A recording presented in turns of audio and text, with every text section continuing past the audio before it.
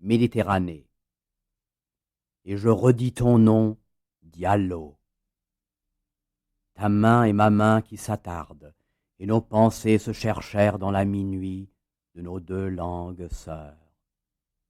C'était en Méditerranée, nombril des races claires, bleu comme jamais océan n'ont vu mes yeux, qui souriait de ces millions de lèvres de lumière, tandis que 10 vaisseaux de lignes inflexibles, tels des bouches minces, bombardaient Alméria, et qu'éclataient, éclaboussant de sang de cervelle les murs noirs, comme des grenades, des têtes ardentes d'enfants.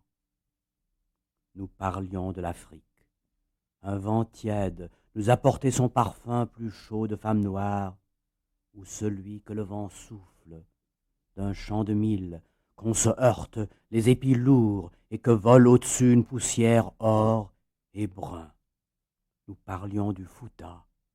Noble était ton visage, et d'ombre tes yeux, et douces tes paroles d'homme. Noble devait être ta race, et bien née la femme de Timbaud qui te berçait le soir au rythme nocturne de la terre. Et nous parlions du pays noir, dans les cordages le soir, si près l'un de l'autre que nos épaules s'épousaient, fraternelles l'une à l'autre.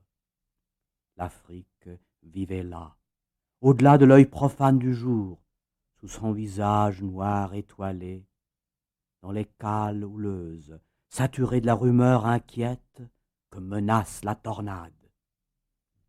Et s'échappaient, battements de tam-tam, avec des éclats de rires ailés et des cris de cuivre dans 200 langues, des bouffées de vie denses que le vent dispersait dans l'air latin, jusqu'au pont des Premières, où la jeune femme, libérée des sous-préfectures et de leurs rures étroites, libérée des dernières mesures du tango et des bras de son danseur, rêvait, au bord du mystère, de forêts aux senteurs viriles et d'espaces qui ignorent les fleurs.